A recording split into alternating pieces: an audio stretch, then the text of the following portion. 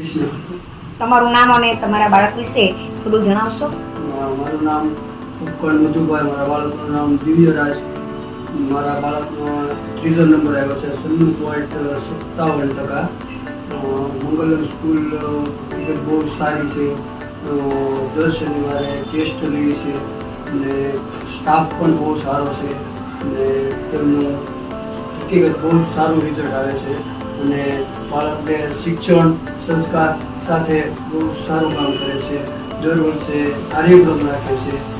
બહુ સરસ કામ છે મંગલમ. બરાબર. આ દ્વારા તમને જે વર્ષદરમાં બધા અનુભવ થયા છે એના વિશે તમને અન્ય વાલીઓ મળે તો તમે એના વિશે શું સંદેશો આપશો?